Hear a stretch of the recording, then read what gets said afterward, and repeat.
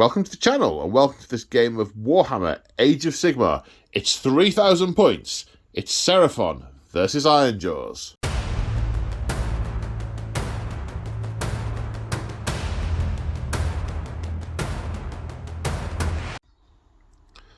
That's right, folks. Today we return to our narrative campaign, the Siege of Excelsis. It is episode something.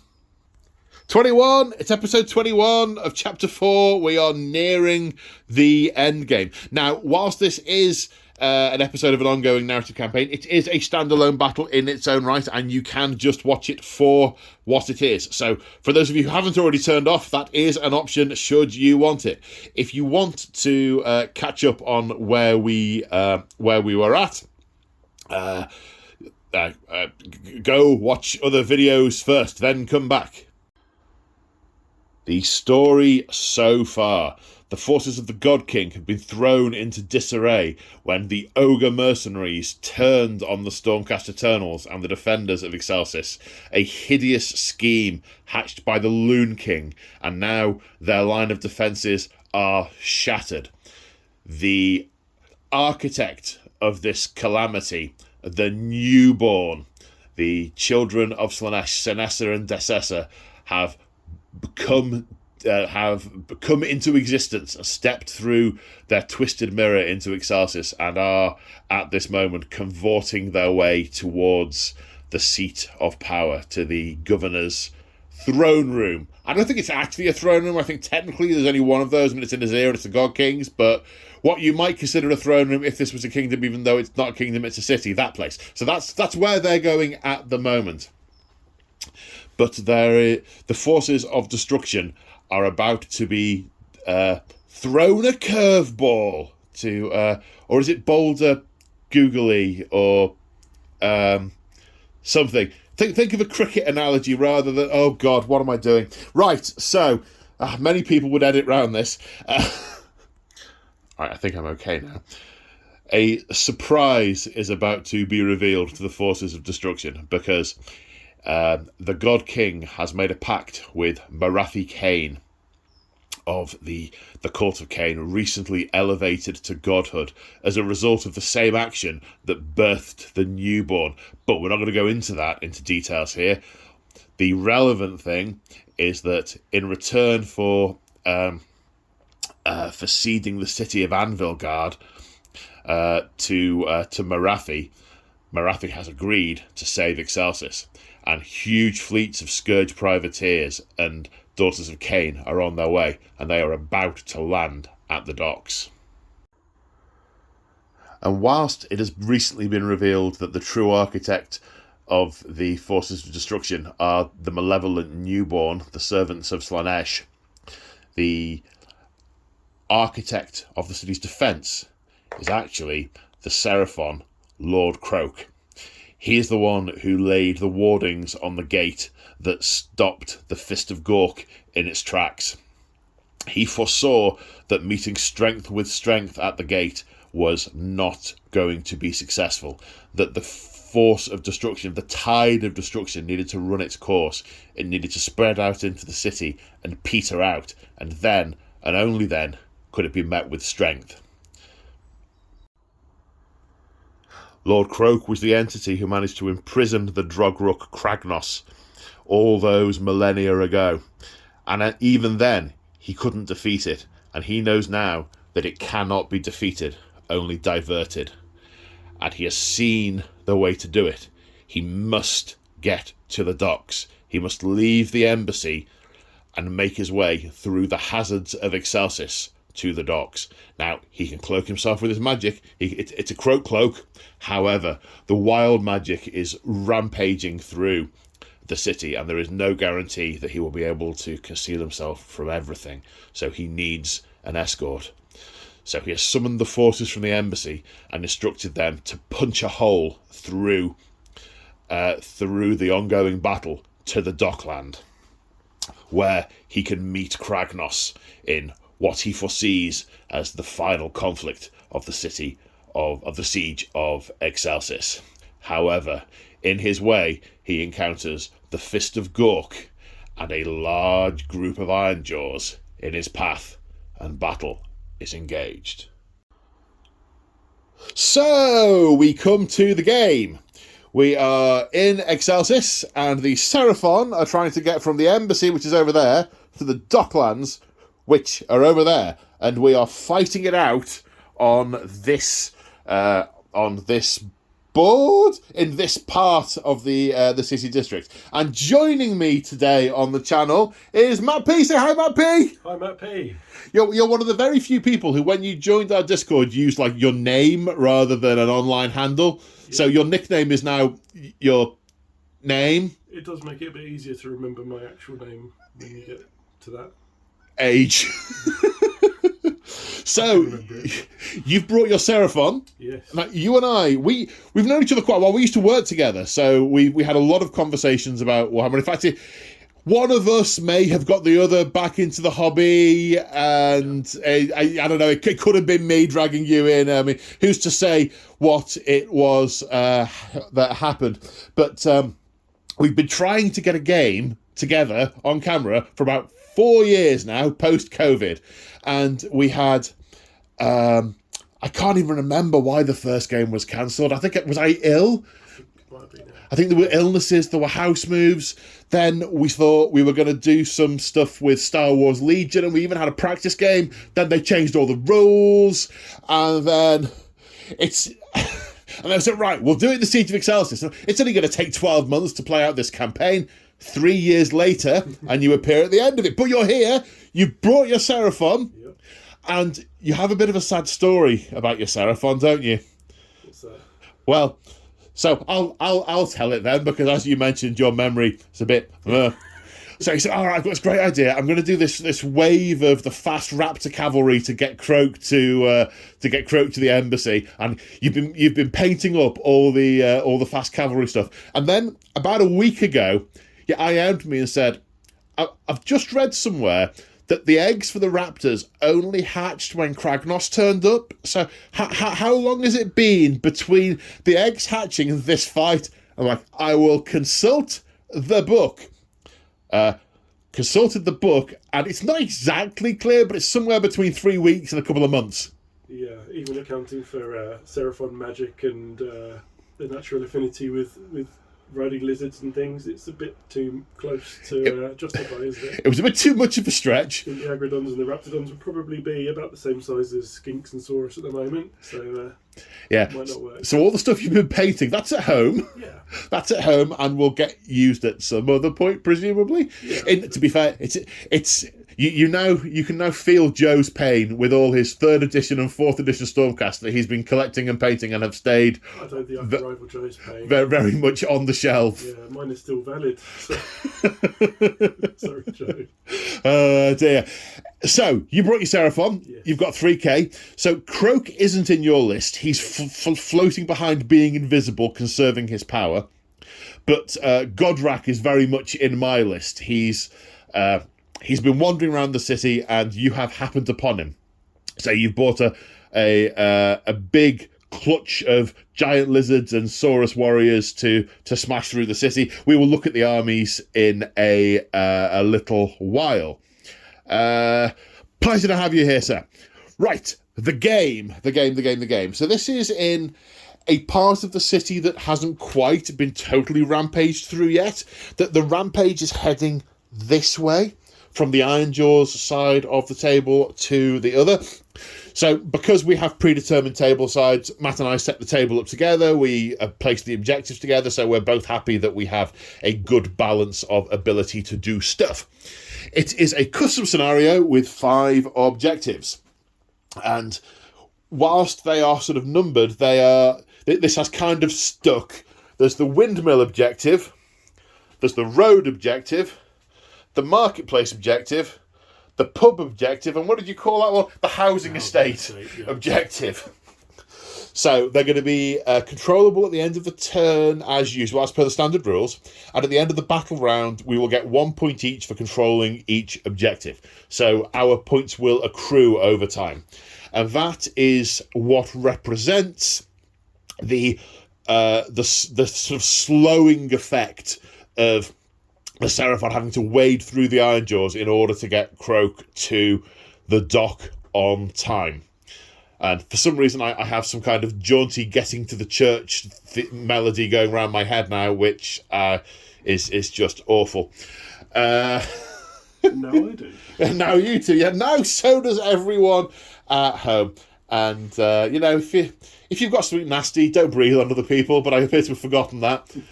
But, so, shout-outs. The battle mat is urban mats, as are these ruined buildings with the sort of brown slate buildings. The grey slate buildings, they were gifts from the legend that is Mick the Machine. So I've no idea where they came from. I think there's some kind of D&D scenery. The wall and towers, they are gamemat.eu. All the barrels, pumpkins, chests, they are all marchofwar.co.uk, the channel's official painting studio. Go check out their website. Right, so this might be the first battle report you've been on, but you've seen many. Have I forgotten anything, do you think? Well, if you have, I have as well. Excellent. Let's take a look at the armies. And here we have 2,970 points of Ironjaws. It's the first time I'm using the Ironjaws. Despite them having appeared on the channel lots of times, they've been used by other people mainly. And the first time I'm using Godrak, looking forward to using Godrak. I think I did use Kragnos in one game. You know, I said earlier I hadn't used Kragnos or Godrak. There was a Godrak versus Kragnos game. It was like episode 8 or something, and I was playing one of them, and it was not Godrak. So by a process of elimination, I have used Kragnos. Sorry, I digress. Kragnos, the lovely Kragnos, and Godrak, being painted by March of War, the channel's official painting studio. Go check out James from March of War's website. Thank you, James, for painting these. They look amazing. It does make me wish my Ironjaws were yellow rather than red. However, red's easier to paint with my limited skills. The ones of these that I've painted. Some of the others were painted by a channel member. Thank you for that. The others have been done by me. I digress. So, 3k almost of Ironjaws. Godrak is the general, the Fist of Gork. He is pretty smashy. He, having failed to knock down the gate, he got a bit of a concussion and flew over the wall. He's had a bit of a fight with a whole load of Stormcasts. Now he's just wandering around smashing stuff, and these other Ironjaws have just been drawn to him because it's Godrak, isn't it? The Fist of Gork. He is... he's the guy. So Godrak is part of one regiment, and also in his regiment are the Gore Grunters, one unit of 6, and the More Grunter with Gore. 1 minute. These cards are very handy. It's a More Grunter with Hacking Crew. And these are Gore Grunters. And Matt P knew what they were, I didn't. I turned the camera off and he told me, and I'm like, ah. So that is one regiment. We have 5 regiments here, so there are going to be 5 drops in deployment. Then we have the Weird Knob Shaman with the Weird Brutes. Weird Brute Wreckers. The Spell Law for the army. I guess it's for the army rather than for the guy, but he's the only one who's going to be using it, is the Manifestation Law of Gork and Morka, the endless spells over here, which we will get to as and when they get used. And the Law of the Weird are his regular spells. That is another regiment. Then we have a Megaboss on foot, and in this regiment we also have a unit of 10 brutes, that's a reinforced unit of brutes, a unit of 10 Ardboys, and an Ardboy Big Boss. The Ardboys, my older style Ardboys have been retired because I managed to get these ones painted in time because they're lovely and I wanted to get them done. So the traits are on the Mega Boss. His boots haven't been on the table before, and I can't give extra stuff to Godrak, so he's getting all the bling. He is a hulking brute, which, short version, he gets impact hits when he charges, does mortal damage when he charges. And he also has the Ironjawz artifact of power from the boss's horde. He has got trophy skulls. That looks like a Seraphon shoulder blade he's got there. A nice massive dragon skull, which, he's wearing like a little trinket. It could be a Draconith or something like that. Yeah. It's one of yours, I think. Yeah. Anyway, so that artifact of power gives him an additional 10 to his control score. So that's 1, 2, 3 regiments. Then over here we have a War Chanter with 2 units of 5 brutes, and then a War Chanter with the Brute Ragers. The War Chanters using the War Beats Prayer Law. Overall battle traits, the Ironjaws have 2. They have Mighty Destroyers, which essentially you can give 1 unit a free 3-inch move in each hero phase, yours and your opponent's, which can take you into combat, which is nice. And once per battle, we get an Ironjawz War. Activate it in the charge phase, pick a hero, and them and any Ironjaws within 18 inches of them get +1 to charge and +1 attacks with their weapons.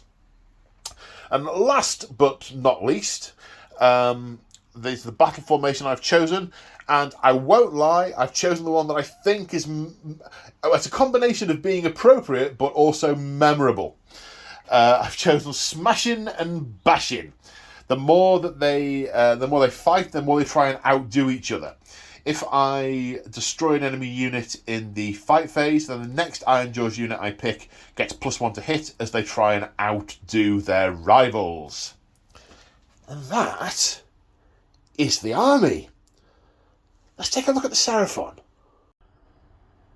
And here we have 2,990 points of Seraphon, and they look glorious. Now, I have a confession to make. I don't know what most of these units are. I know roughly what they are. I know we've got Skinks, and I know we've got Saurus, Guard, and Croxagors, and Slan, but specifically I don't know what everything is.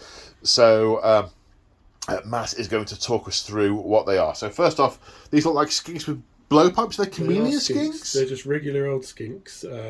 They are accompanying the unit of Croxagor Warspawn behind them, who are in the lore, they're temple guardians and need to be given instructions and encouragement by a nearby skink in order to really do anything. But so they're really slow but mighty. Completely, almost mindless, but yeah, incredibly powerful. I think I found my spirit animal. Apart from the incredibly powerful bit. Okay, this looks like a lot of skinks on a Quinceratops. It's a Stegodon chief. So there's a skink chief riding on top of the howdah there on his little throne. So he'd be in charge of a skink war party. So this is like a detachment. Skinks and Croxagor, they're together, are they? They would be together, yeah. I can see a big crossbow. Yep, it has a Skyfire crossbow or something like that. Big crossbow, some throwing spears by the looks of things. It's especially good at firing at monsters. Uh-oh. But you don't have too many of those. That's okay. Behind them we've got... Is he a wizard? Is he He's a priest? not. He's just a character. So one of the things about bringing a lot of monsters is a lot of them are characters. So we do have 5 regiments as well. Right. He can help a unit of skinks redeploy for free if they're nearby. Okay, cool. That kind of works because I've ended up being quite hero heavy with mine because of... we toyed with the idea of going lower points, but then we thought, blow it. We want to include all of our fun things. Let's put the fun things in. Yeah. So... These are other Croxagor? Are they different Croxagor? They are different Croxagor. These are just regular Croxagor. They have a little bit more intelligence about them, but not that much still. You can give them an instruction and they'll go off and carry it out, and they're useful outside of times of war in things like building and moving things around. The heavy lifting. Yeah, they're a little bit more effective against infantry. So especially large blocks of infantry. They're a good beefy unit that. Okay. Behind that, there's an engine of the gods. So this is some technology from the old ones on top of it, and there's looks like a priest, but it isn't a priest riding on top as well. Is this sort of like a star laser type thing on top of a dinosaur? It's more like a random magical effect happens that can affect either my army or yours, depending on how it manifests. Okay, that's so cool. It'll do some damage, or it'll do some healing, or it'll make my army go very quickly. Okay, looking forward to finding out what. That feels a bit chaosy to me, but we won't talk about that. Absolutely not. No, none of that sort of thing around here. This looks like another skink on a big dinosaur. Yeah, it's a skink oracle on a troglodon.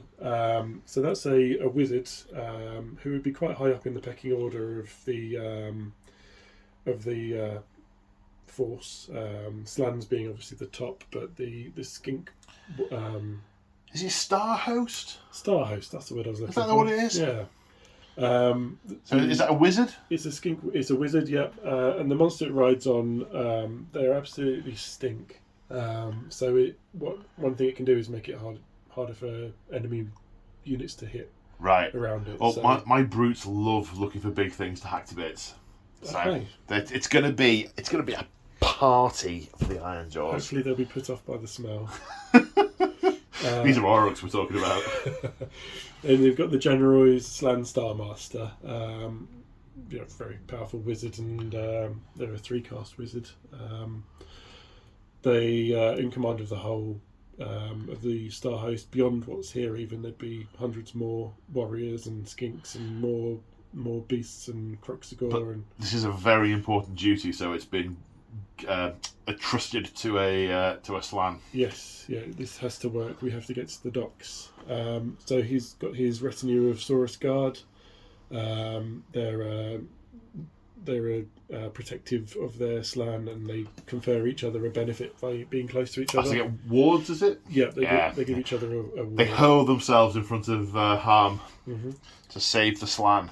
And then in front of that, we've got a Bastillodon with Ark of Sotek, which is effectively a box of snakes On a dinosaur. and there's a little fire underneath it that makes them angry. So they come out and cause havoc through the battle. So both at range and up close. Look forward to seeing how that goes. You've herded snakes into a box and then set the box on fire to make them really annoyed. They come out A little bit like Steve angry. Irwin poking every dangerous animal in Australia. Indeed. Love Steve Irwin. Yeah. And then we've got Saurus Warriors down there. They're the sculpt, which is probably old enough to drink these days, but fortunately now being replaced. Never drink your miniatures, Matt. That's what I've been doing wrong, isn't it? Behind that, we've got 3 more Croxagore. Same as the other smaller unit. Same as these ones. Yeah. And then we've got 2 large beasts there with Saurus Old Blood on a Carnosaur, who's the one with the fancy hand, which is... Is that the red dino? It is the red one, yeah. Red dino. It looks a bit like... And a blue dino. Yeah. Are they going to have a race at some point? They may have a race, yeah. Does Red want to stuff his face? Yes. Is Blue Blue going to take the Milky Way? Sorry. But the Old Blood is a more senior... they're both hundreds of years old and veterans of many, many battles and covered in scars. But yeah, give it 20 minutes. The Old Blood has some Old One technology on his hand as well. It doesn't... Oh, so he does? Definitely not Necron technology. I was going to say, it looks a little bit like... Looks like some Necron swirls and stuff. Yeah, it's definitely different. It's Okay. not the same at all. Fires a laser though, a bit like Necrons. But, Is it green? We won't go too far into that connection because too many questions. And this is a Scar veteran to the left there. He's a slightly younger but probably more aggressive. I am familiar. I have parallels with my Fireslayer the Magma Droth. Magma Droth, thank you. Yes. Magma Droths. Why did I know they say Lamamons?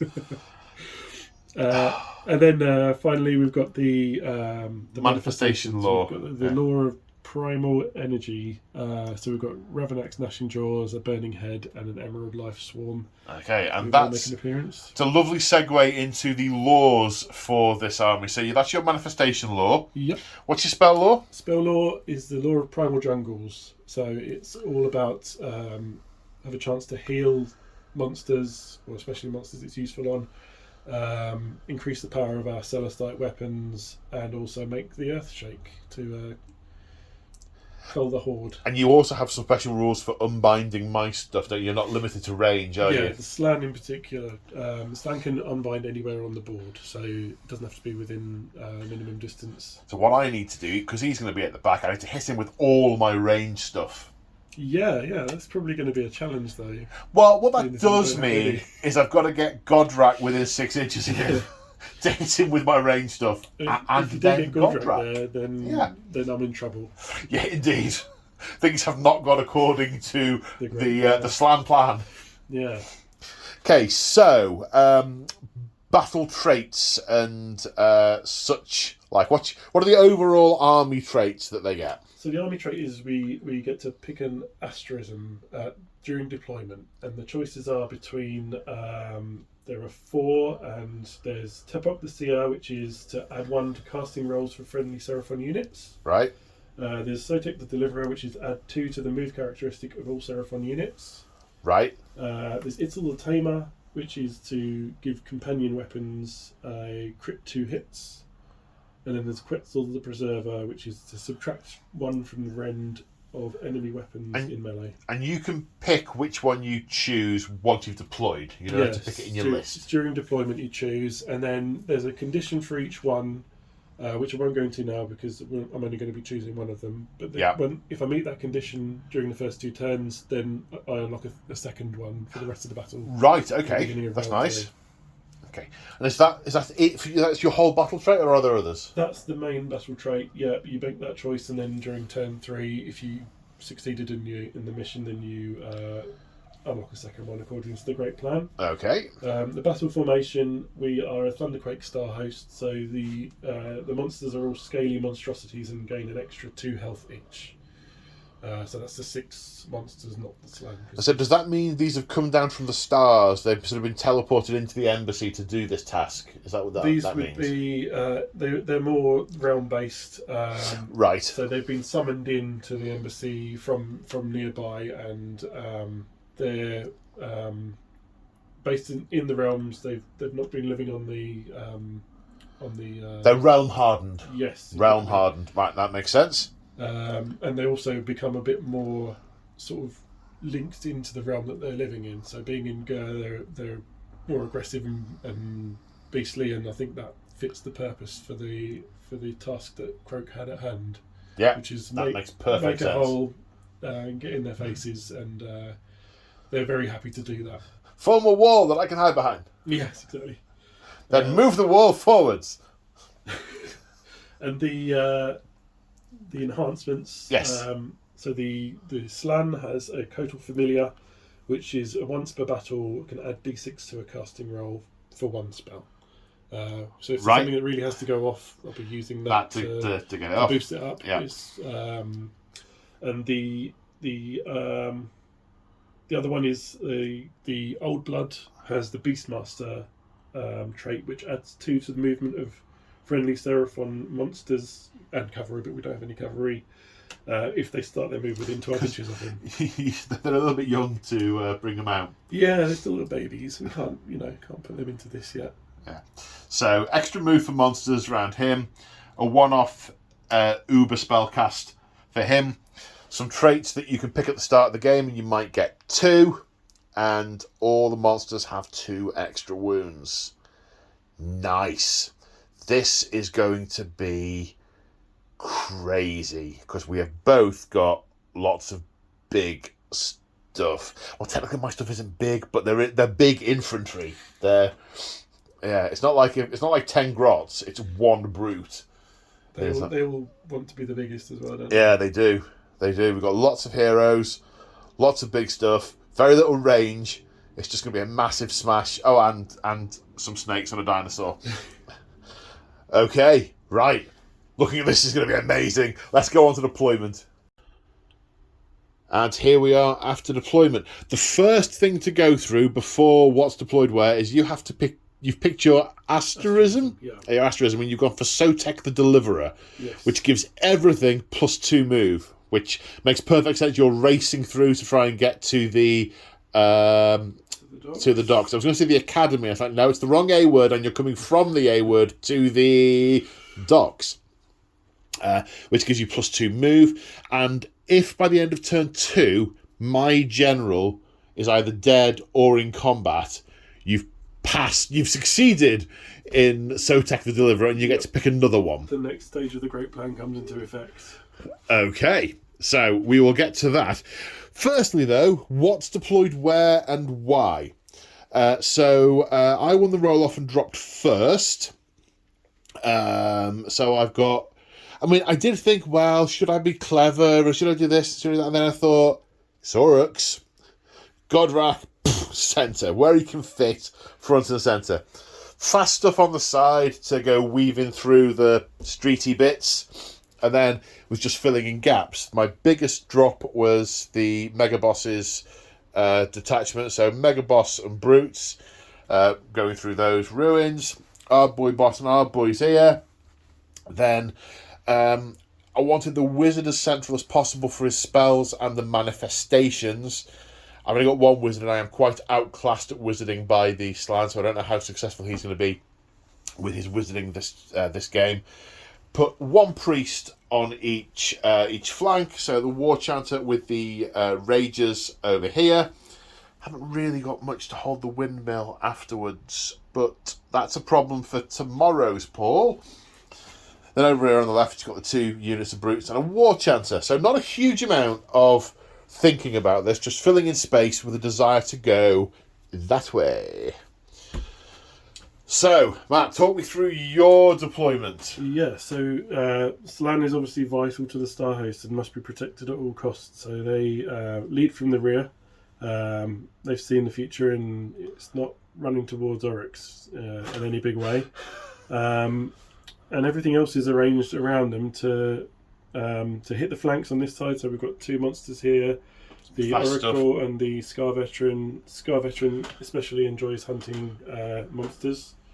And we've got Saurus Warriors to hold objectives as we go as well. We've got some Kroxigor and Kroxigor Warspawned, along with the Bastiladon to charge the centre. You're miming to show, but the hands aren't on camera. That's okay. I'm mostly doing it for my benefit. Okay, right. I'll pull back a little bit so that your miming gets some screen time. I don't feel self-conscious. So we've got we're pushing to the centre and then breaking off wherever support's needed, assuming we survive the initial charge. The skink handlers for the Warspawned are nearby to make sure that they know what they need to be doing. Yeah, you kind of put your skink central to all your Kroxigor, haven't you? Yeah, they only really benefit the Warspawned in game terms, but they would tend to all of them in the lore, so they're kind of in amongst it all. But I also kind of like the way you've got your skink dinos in with all the other skinks. Yeah. With the other skinks and the Kroxigor, they're kind of all together. Which I like. And the Saurus are more of a flank threat. Do that again. Flank Threat. Yeah. For the people at home. And then we've got the Old Blood over here with the last group of Kroxigor who are going to be pushing around this. So you've got flank, massive wedge in the centre, which is more or less the same tactic as I've got. So we're going to meet in the middle like a wall of scales and iron. There are some people that say that the monster and Saurus and Kroxigor heavy Seraphon plays like destruction, and to an extent that seems to be the case. Well, then it's the perfect army to be in Gur then. Absolutely. Because this very, very destruction centric. There we go. And on that note, let's go on to the first battle round. Now, I finished dropping first, so I get to decide on the priority. Now, because this is not wave of Sotek. Is Sotek the Deliverer. Sotek the Deliverer. You're moving rapidly. Well done. Well, better than I did. You're moving rapidly. I think we're taken, not unawares, because an Orruk's always ready to fight, but I think you have the advantage, and I think you can take first turn and get closer to me, I think. I think we're probably approaching more quickly than they would have been expecting. Yes, indeed. So that's why I've given first turn to the Seraphon. Speaking of which, let's go on to Seraphon, turn 1. Okay, so we're mid-hero phase. The Engine of the Gods has reserved the power, which gives it a power token in the form of a little glass bead, which will give it a bonus to its roll next time. Basically, it's not close enough to anything to be worth doing anything with at this point, but it can sort of charge up like a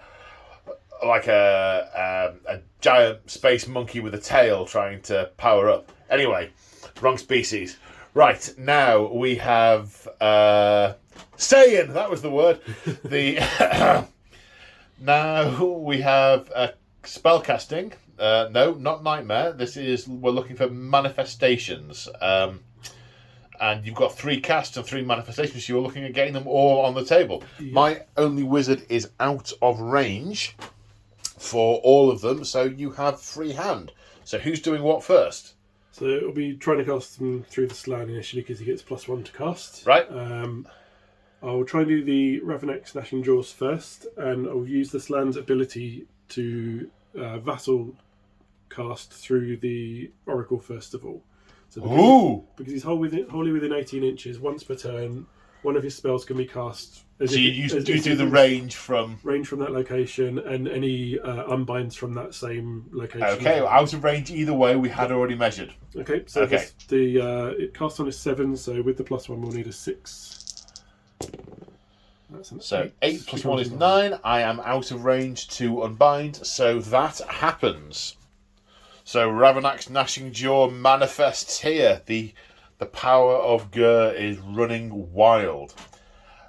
Should note, for people who've watched the previous Battle Reporter films, Matt has very kindly pointed me to the part of the book that explains why you can't move things after you've summoned them in. So the previous game where Joe and I were playing with the Stormcast and the what are they called? The Slanesh. The Hedonites. Yes, we were doing that wrong. So this cannot now move this turn. Okay, next manifestation. Who's casting it? The Slan again, and we'll try and cast the Burning Head this time, and it will be measured from their own. Okay, their own area. Yep. So this needs a 5, but it will be +1 to cast again. Okay, so you do 4 on the dice. 4 + 1, 5. Now that feels like an easy unbind, but you know. It certainly would have been. It certainly would have been, yeah. And we'll place that down. And the Burning Head appears here, shining brightly with star energy. Okay, and the final one is the Skink Priest's. This will be the Slan again. It's his 3rd cast. He has 3 casts? He does. Goodness he's me. a master of magic. That's a lot of casts. So we'll try the Emerald Life Swarm finally, because none of the lore spells are helpful at this point. You can either heal a damaged unit or damage something within 18 inches, or give a buff that would only... Emerald Life Swarm, what do we need? Life Swarm needs a 6, so it would be a 5 on the dice that we're looking for. That goes off. That is 11. A cast. And the Life Swarm appears here. This is a Healy manifestation, but we will come on to what they all do as it becomes relevant. Right, I am spending a CP on Magical Intervention and attempting to summon the Morkspit Marsh on a 5. No! You don't even need to bother rolling your dice, it's fine. I painted it for nothing. Nothing! So, at the end of the hero phase, I used Mighty Destroyers to move these guys forward. The super fast old one with his +2 to move for being a beast handler and +2 to move for the Sotek Asterism means he's zipped all the way over here and is looking at a 10-inch first turn charge, maybe with a reroll. And then we had pretty much running all across the line. Covering this objective with a couple of big dinos, this objective with the Croxigors, this objective with the Saurus Warriors, and the Slan hovering forward on his mind chair in the background. And I think, is that the only thing that didn't run? I think so. Maybe I think the Stegodon chief didn't either, but he might not be in range with his crossbows. What's the range of his crossbow? I think it's 18. 18, right, okay. And one thing that might be in range is behind a building. So Yeah, well, so we'll do some measuring and see if we're going on to the shooting phase or the charge phase. Right, the Sunbolt Gauntlet, which is absolutely not a Necron weapon. The Old Blood is firing down at the Brute. Has a 12-inch range and hits on... But it's D6 shots, first of all. D6 shots. So 2. That hit on... 3s. 1. And the wound on... 3s. No wounds. With a... Oh. Well, that was quick. Is it your charge phase now? It is, and whilst we're And here... it's just him, isn't it? Yep. So Are you going to forward to victory before you do it? well, I don't think you have to declare that before. I think that's The one. declare includes the roll. I think that's the one that you do need to declare. So what you're telling me is, in a departure from the English language, the word declare means declare and resolve. It means not do declare, something as well. Declare and resolve, not just declare. So when it says you react to the declaring, you resolve it as well. You roll the 2d6, and then the reaction is to the 2d6 roll being successful or not. Superb. And the rest of the effect of the charge is then you move. And whilst English goes away and has a little cry, you get to roll your dice. And lawyers of the world rejoice. That's a 10. Oh, well, you made it anyway. Okay, so starting with the old saw. Old blood. The old saw, the Carnosaur, and the old blood. Matt is using All-out attack. all-out attack. Thank you. Sorry, I was just getting confused by words. Maybe all-out attack doesn't mean all-out attack. The way they're phrasing the rules. Maybe that means go home and have a cuppa. Yeah, or all-out defend. See if you need the +1. Maybe the thing is. All-out attack means all-out attack unless you think you don't need it, in which case you get better at defending. Maybe that's the shorthand for that. So, yeah, okay. So the first weapon is... The clawed forelimbs. Both of them. Both of them, and they attack twice each, so that does make 4. So hitting on 3s with the all-out attack. That's not very good, is it? No. Wounding on 2s. 1 goes through at rend 1. So red 1, save for 4+. Yeah, we stapled some iron to our faces. We're fine. Next attack, next weapon. We've got the massive jaws, which are 3 attacks hitting on 3s again. It's a bit better. 2 hits. And Wounding on 2s again. And that's rend 2 each. And 2 5s. 1 pass, 1 fail. How much damage? 3 damage on that. 3 damage. Takes one of the brutes down. And finally the Sunstone Spear, which will be hitting on 2s with all-out attack. All of them hit. Damage. Wounding on 3s. So 4 of them. 4 wounds. Minus rend 1. Rend 1. Okay, saving on 4s. Okay, 2 pass, 2 fail. Damage. 3 each as well, because it's 3 +1 each. damage on the charge. Okay, so 6 more damage. Right, 3 dead. Now the brutes fighting back. I am also all-out attacking. Now brutes used to have an anti-monster thing. They don't anymore. They're anti-infantry. But so that's a thing. All-out attacking. 3 attacks each, hitting on 3s. 4 hits. Wounding on 3s. 2 wounds at rend 1. So that'll be 5 ups. Both fail. 2 damage each. That's 4 damage taken from there. And that's the end of Seraphon turn 1. There's no other combats to resolve. That was a lot of charging. You're on a lot of objectives. Actually, so that's a good point. That objective, that objective, that objective, that objective. 4 of the 5 objectives on the table are now under Seraphon control.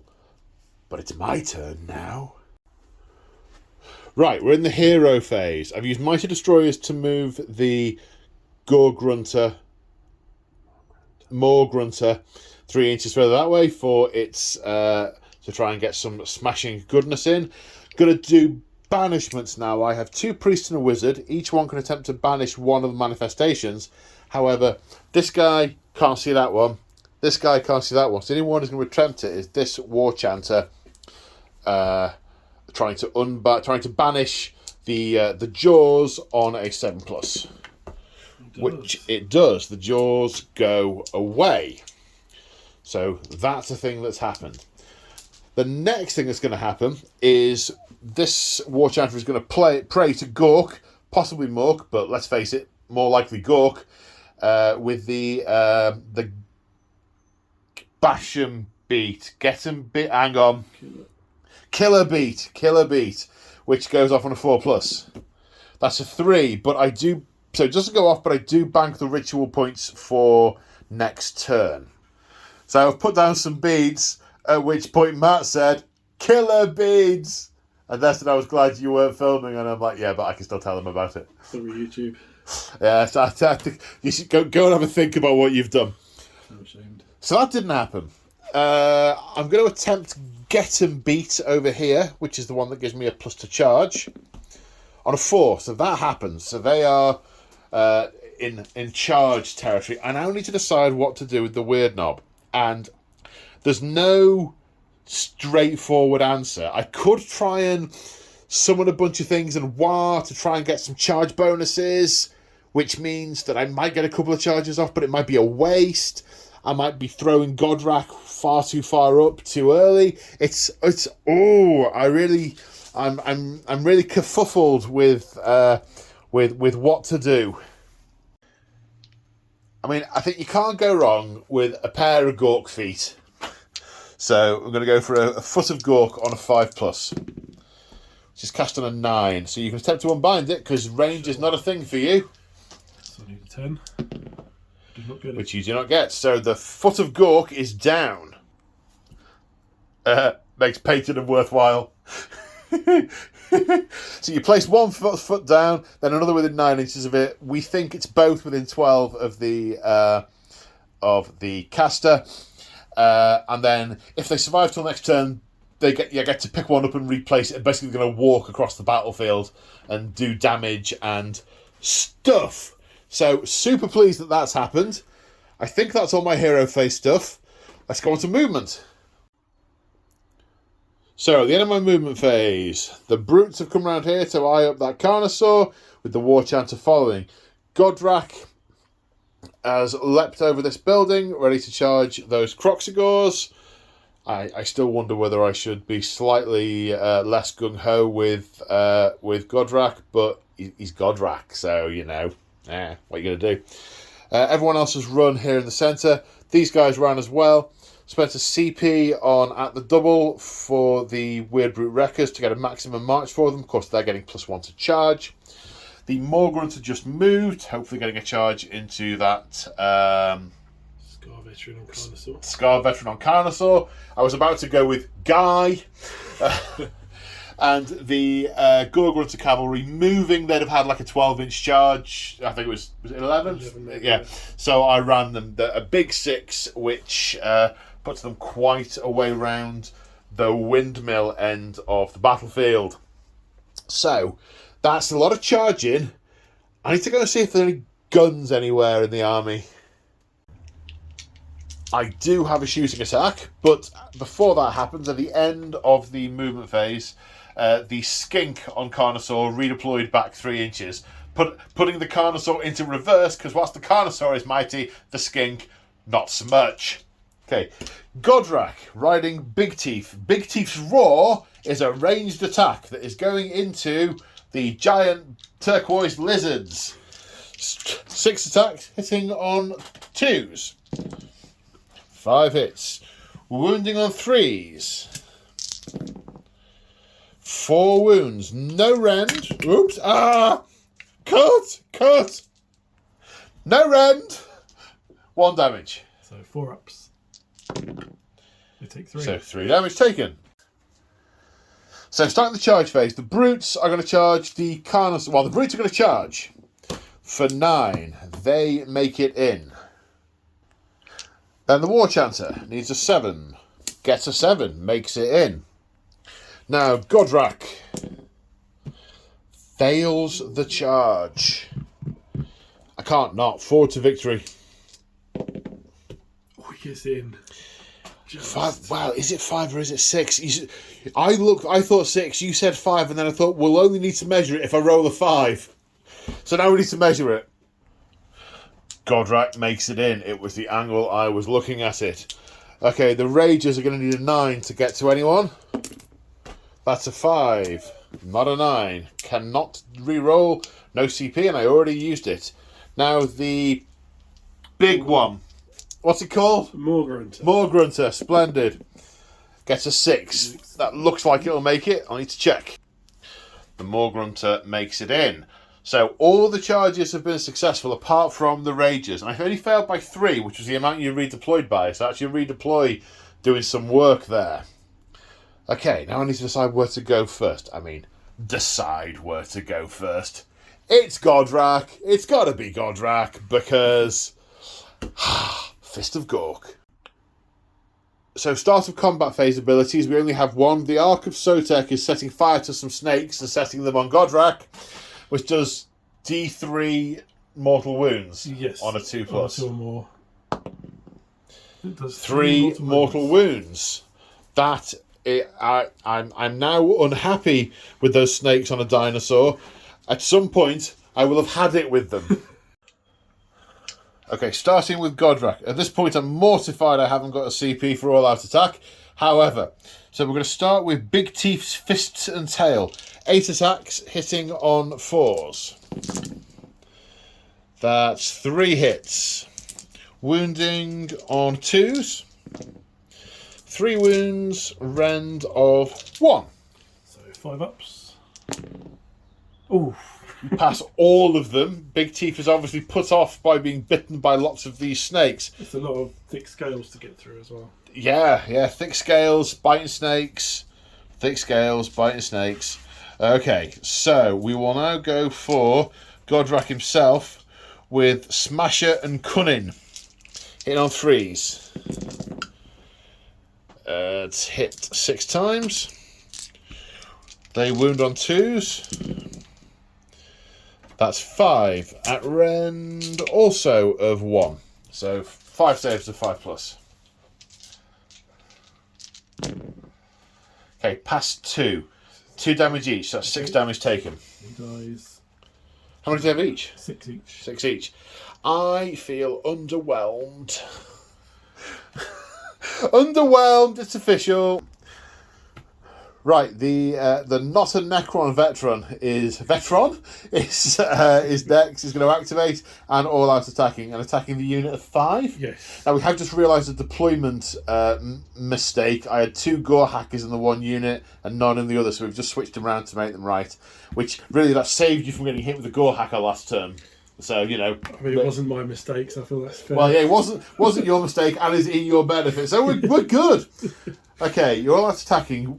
So which weapon first? So we'll start with the clawed forelimbs. Okay. So it's 4 attacks hitting on 3s. 2 hits. Wounding. Wounded on 2s. Both go through rend 1. 4s. 1 pass, 1 fail. 3 damage on that. 3 damage. Kills a guy. Then we've got massive jaws. Again hitting on 3s. Whoops. No. Oh wait, no, that was all out attack, wasn't it? That was all out attack. Yeah, and now this spear, having not charged, is only 2 damage each time, but we're hitting on 2s.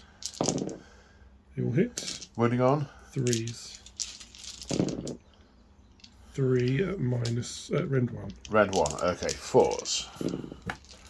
2 get through. 2 damage each, you say? It kills 1 and 1 spills Okay, over. so 2 damage. So 4 kills that guy, and a point goes over onto this one.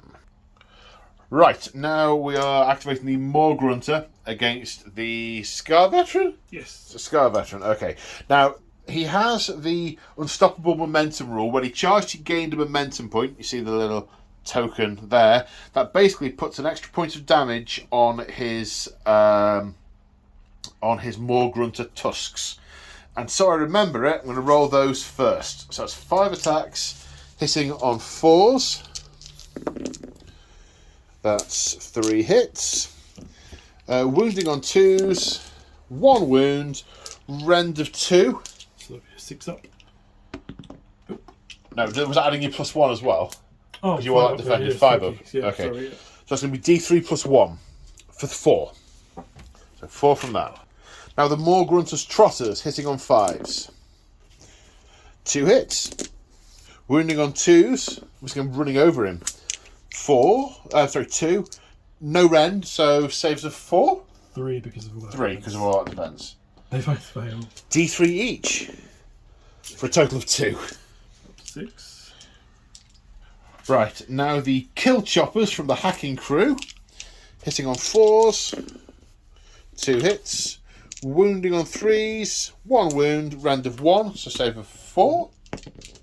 Mixed up. Yep. And then the choppers from the brute riding it.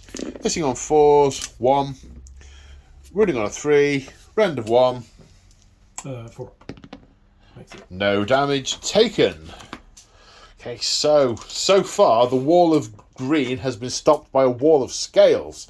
Right, where are you activating next? We'll go back here whilst we're over here, because I've already fought where the brutes are and you fought where Orruk is. So. Okay. Okay, so the first weapon, is it the jaws? It's the... I'll do the jaws first, yep. So these will be hitting on 4s. 1 hit. Wounding on 2s. Wounds, and it's rend 1. Rend 1 save of 4. Saved. And then the clawed forelimbs, hitting on 4s. 2. 2, wounding on 2s. 1. 1. Rend. 1. 4s. So you're chomping on the metal plates. And then the relic celestite weapon is hitting on 3s. 4 hits, that's better. And wounding on 3s. That's 4 at rend 1. So 4 4s. 1 goes through. So 2 damage on that. 2 damage, okay. I think I got the better part of the look with that one. Okay, so War Chanter time first. 6 attacks, hitting on 4s. That's 4 hits. Wounded on 3s. That's 3 wounds. No rend, so 4 plus 6. Oh, The D3 each for a War Chanter. For 6. you're supposed to roll 1, I said. Yeah, you taunted me, and your taunt backfired. How many wounds do they have? This one's got 16 because of the extra. Because of the extra 2. Okay. Right, well, it's your turn to activate. It's your turn to carve Godrak up, to be fair. Okay, we are hitting on 4s as well. So 3. Now, the Croxagore piling against Godrak. First of all, we have Drakefang War Picks. So that's 3 with 4 attacks each, hitting on 4s. 12 attacks hitting on 4s. Looks about average. A bit better. 7 hits. Wounding on 2s. 6. Rend 2. Is that counting your That is anti-monster? including the anti-monster, yeah. Okay, so my saves go up to 5s. Oh, down to 5s, I should say. The 2 So each. 3 get through. Total. So 6 damage. Okay, that's not as bad as I thought it was going to be. I thought it was going to be more than 2 each. Okay, the next weapons are... We've got 2... What was the other one I said? Right, Starfang War Picks. So we've got 2 of those with 4 attacks each. These hit on 3s. Okay, Five so that's hits. 5 hits. And these wound on 2s as well. It's 5 at rend 2 again, including the anti-monster. 5 at rend 2. None. No, 3 each, so that's 15. They're 3 each. Yeah. 3 each, you say? 3 each. 3 each. Yep. Okay, so What's that? Godrak takes a massive smack in the face and starts to slur his words, and Big Teeth gets basically the worst beating of his life and decides to fly off rather than get brutally murdered in turn 1. So that happened. Let's say that didn't go well for one of us. It went rather well for the Croxagore. Right, now we come for the Brute. It's 2 separate units, but there are no more activations for the Seraphon, so I'm going to do them all at once. So there's 3 with Brute weapons, hitting on 4s. 8 hits. And winning on 3s. That's 5 wounds. 5 at rend 1. So 5 ups. So that's 4 go through there, 2 damage each. That's 8 damage. He's dead. Before the brute hackers even go. Okay, now the next unit I get to attack with... Oh, wait. So at the end of the battle round, I control 2 objectives. The Seraphon control 1, 2, 3. So the score is 3-2 to the Seraphon at the end of the first battle round, which makes me the underdog in turn 2. So I will get an extra CP. Yes, splendid. But first, we have the priority roll. Good luck, sir. 5. I think I'll have the double turn. I think that's probably wise. Seems fair. Right, hero phase. Mighty Destroyers on these guys. I've got a plan. I'm going to buff these up with everything I've got and just throw them forward. I might even wow with him. And I'm just going to have a real laugh here, see what I can kill, whilst everything else dissolves over there. And that's fine. Because that's it. Yeah, because that's a laugh. The first thing I'm going to do, though, is I'm going to attempt to banish the Flaming Skull or Flaming Head? Burning Head. Burning Head. On a 6+. 6+. Banish on a 12. That is Banish Head. Okay. Right, I'm going to attempt Killer Beat over here on a 4+. It's a 3. So I don't get the Killer Beat off, which is unfortunate, because that would have been +1 damage. So he's got 3. What has he got, Matt? I'm not saying it. Killer Beads. Okay. And then we're going to do Get 'em Beats over here. I get +3 to the roll. That's a 5, now that's 8, which means that gets the enhanced version of Get 'em Beats. So they add +3 to charge. So they will do more charging. Basically, I want to give these a chance of getting up there to get in with the Croxagors, so I can hit him with 2 units rather than just the 1. Now, the Weird Knob is going to cast Bash 'em Lads on 6+. Oh, for crying out loud! So, no one's killing and no one's bashing. That sucks, guys. That sucks. Right, are you going to do any banishing or any magical interventioning? Well, since the Jaws went last turn, I can summon it this turn, can't I? If you do a magical intervention, you can, yes. What am I going to do next turn? Healing, probably. So, yes, I will. I will spend my CP. And my casting value is a 7, I think. Yeah, 7. With +1 to cast and -1 means I need a 7. Okay. I've got a 9. Can you unbind these when they're can. cast? Okay, Yeah. I'll give that a go. You can't, because it's a 9 as well. I got a 9. Oh, I can! You could have. I just didn't. It's a subtle difference. Okay, so we just discussed, I hadn't picked up on this, you can't try and banish my manifestation in my turn, because it's only your own hero phase that you can do that. And of course, I've gone double turn, so that can't be banished, and I can start to walk across the battlefield, which makes me happy. And I think that's all the hero phase stuff. So let's go on to movement. We interrupt this movement phase to bring you the following announcement. The Foot of Gork is wandering. This is wandering destruction. 1 foot has been picked up and replaced within 9 inches of another foot. Now, every enemy unit within 3 inches on a 2+ becomes stomped. The snake's on a lizard. Not stomped. The Croxagor. Stomped. Takes 2 mortal wounds, 2 mortal damage, and now becomes stomped. And until next turn.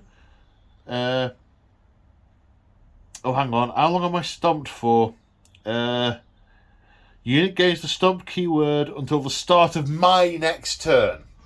So they are stomped, and they now roll 1 fewer dice to charge. Okay. But I'm coming towards you, so it's not really going to make that much difference. But did some damage, though. Did some damage, and I walked a giant ectoplasmic foot across. I mean, I had made sure I had to think of left and right first, because it's got to look like he's walking across the table. Oh, hell yeah! So at the end of the movement phase, we've got brutes heading in towards Croxagor with this War Chanter. These ones will get a +3 to their charge. The Weird Boy Wreckers, the Weird Brute Wreckers, I used a command point to auto 6 them, so they are hopefully good for a charge.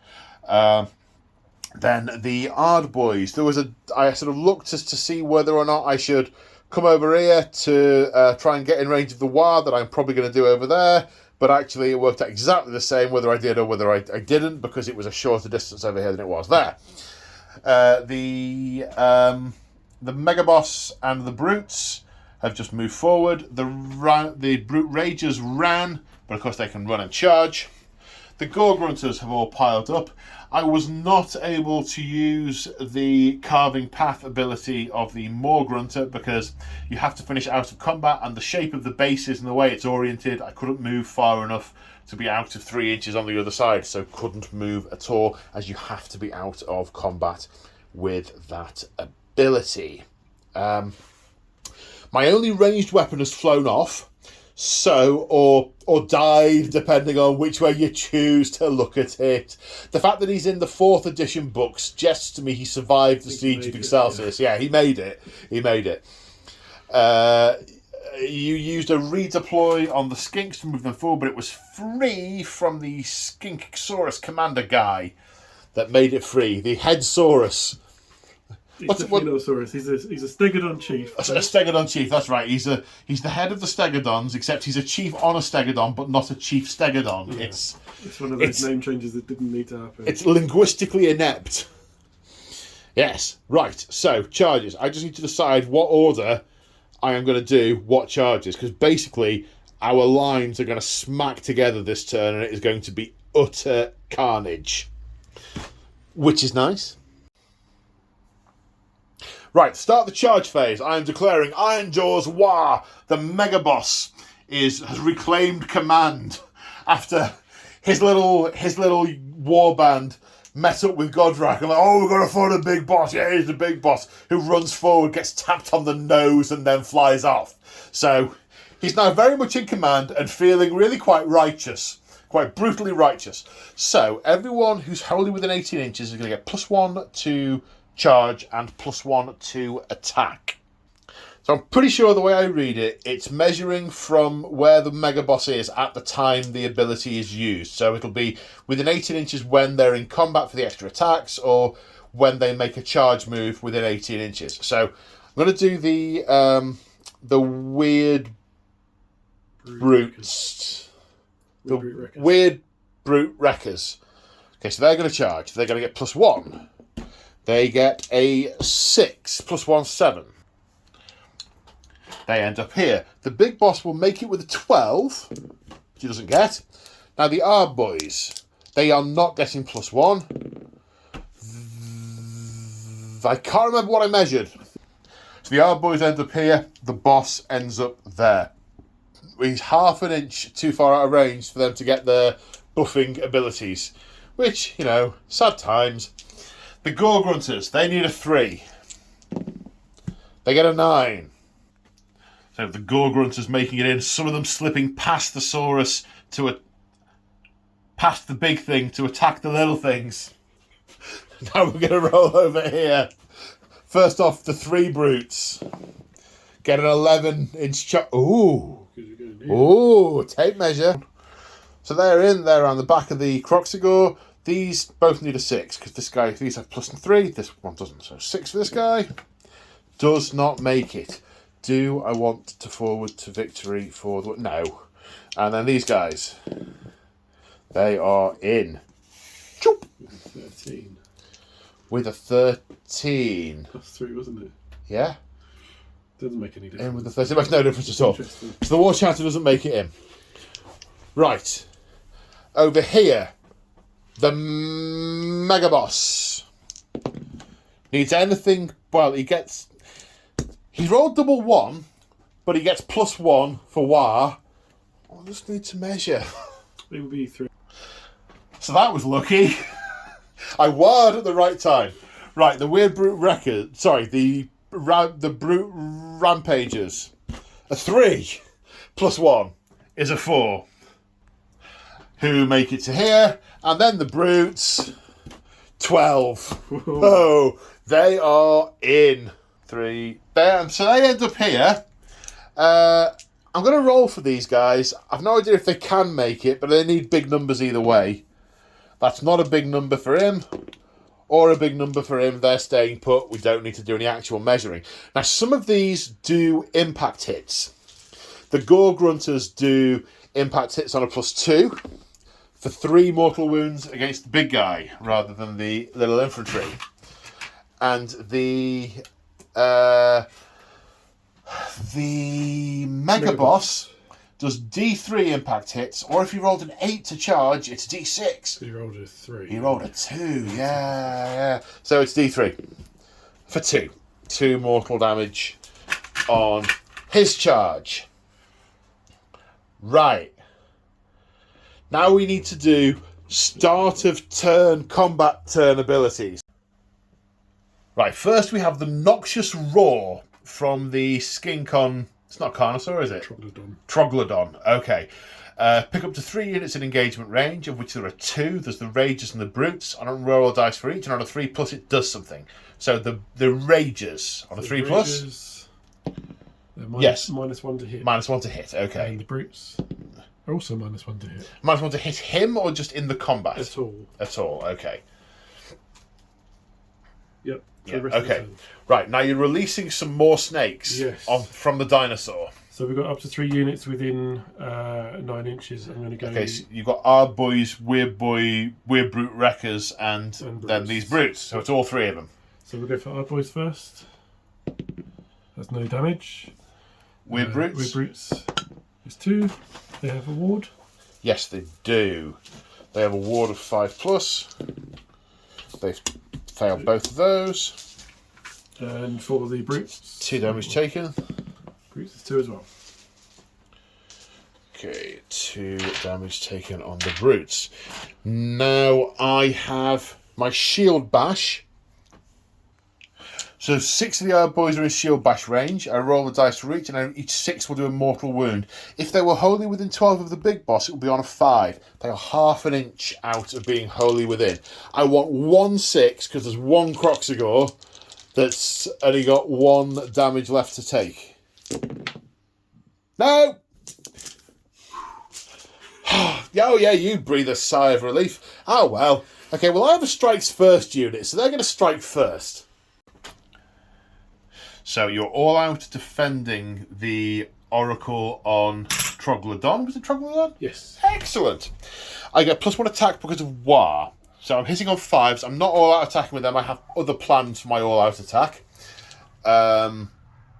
So +1 attack each. It's 12 attacks hitting on 5s. These are anti-monster.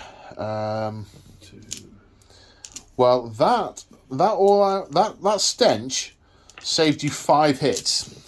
It's just the 2 hit. Wounding on 2s for 2. Rend of 2, 2 damage. So there'd be 5 ups because of all that defense. Make them both. Wow. Okay. Right. I do get to pick another unit because I strike first. I'm going to go for the Weird Brute Wreckers, and I'm going to all out attack them. So with the War and the all out attack, now these have 7 attacks each, hitting on 3s. It's dice bucket time. Hitting on 3s. I missed with 21 out of 42 attacks, so that's a bit swingy. 3s to wound. It might pull it back if the wounding's a bit kinder. No, the wounding's about average. So that is 2, 5, 10, 15 saves at Rend 2, please, sir. So 15 saves, please, sir, at Rend 2. Rend 2, and it'll be 6 ups. Yes. Passed with 2, that's 13. So actually, that 1 wound kills that guy, and then 2 more whole ones killed. I'll take that. Okay, 3 of the Croxagore taken down over here. Now, Matt activating these Croxagore to try and put a dent in the Brutes and Megaboss. But of course, the Megaboss is powering the War. If the Megaboss goes down, then those benefits disappear before they get to fight. Also, I forgot when I was picking the order of my attacks that the Megaboss can trigger a unit of Brutes to go straight afterwards. So, Matt is definitely going to try and club the Megaboss to death. However, the Megaboss saw what happened when Godrak charged 6 of these things, So he's putting the big plates of metal and the shoulder trophy straight into them and all out defending. He's adopting a brawling posture, which possibly explains why his charge was so lackluster. He is slightly wary, all out defend. So we've got one Moonstone Hammer into the Mega Boss, one Drakestone Maul into the Mega Boss, one Drakestone Maul into the Brutes. So firstly, the Moonstone Hammer. So he's all out attacking, so we'll be hitting on 2s. And wounding on 2s. Okay, that's 3. Rend? Rend 2. Rend 2. 3 saves of 4+. 2 go through. How much damage? Uh, So 6 damage taken, 1 hammer onto the Mega Boss. He has 2 wounds left. So hitting on 3s with this one. So it's 2 and ranging on 2s. 2 and rend 2 again. 4s. How much damage is this? 2 each. Need to make both of them. I make both of them. He survives like a legend. Then 1 hammer into the... yeah, 1 Drakebite Maul into the Brutes. So Drakebite Maul into the Brutes, yes. On 3s. 4 hits. 4 hits. Wounded on 2. Oops. Drop dice don't count. There you go, buddy. 2. All wound. Rend 2. Rend 2, so 5s on the Brutes. No saves, 2 each, 8 damage. 2 each becomes 3 each because he's fighting a unit that's 10 or more models. So they get a +1 to damage. So that's 4 Brutes. Wow. Okay, 4 Brutes. With the worst weapon. Wow. Right, I have activated the Arb Boys and piled them in. Yes, it is pulling other units into the fight, but hashtag don't care. Got all but 2 of them into range. That's 2 attacks each. They are not all within 18 inches of the Megabot. But then again, now I've piled them in, maybe a remeasuring is in order. No, not quite. They're out. They're just out. I could have done them in such a way that they were in, but it would have been gamey AF. Okay, 16 attacks, hitting on 4s. 5 hits, can't kill 1. Wounding on 3s. 4s. 4 saves of Rem 1, please, sir. 5 ups. So 2 damage. 2 damage. That's, yeah. I mean, they only are boys. They haven't fought enough. They need to get bigger. Much bigger. Okay, the Scar Veteran activating next. Going for the Gore Grunters as they are trying to lap around him. Slashing out at the ones that are trying to push past. He knows the Slan is behind him. He must defend the Slan. So we've got Clawed 4 Limbs hitting on 4s. 3 hits. Wounded on 2s. That's Rend 1. 2 at Rem 1, saving on 4s. 2 fails. Total of 6 damage there. Kills 1, puts a wound on another. Massive Jaws. Hitting on 4s. That rhymed. 1 hit. Wounding on. Load of not very good. Wounding on 2s. It goes through on a Rend 2. Failed. 3 more damage. 3 more damage. Then the Relic Celestite Weapon. Hitting on 3s. Not at all. Okay, well, he's obviously trying to fend off what's going on in front of him. Yep. But yeah, now the question is, have the Gore Grunters been pulled out of combat with the Skink, with the Saurus? Doesn't look like they have. Yeah. I think they're still in. That makes it interesting to decide for me where to go next. Okay, I'm going to fight with the Maw Grunter next. It lost its momentum token because it loses 1 each turn. So first of all, we're going to use the Maw Grunter's Tusks. 5 attacks, hitting on 4s. 2 hits. Wounding on 2s. No, 1 rend of 2. So 6 up. No, D3 damage for 1. So 6 left. Then his Trotters, also on 4s. Sorry, 5s, but that is also 2. 2s to wound. 2, no rend. 4s. Both go through. D3 each. 4 damage from the Trotters.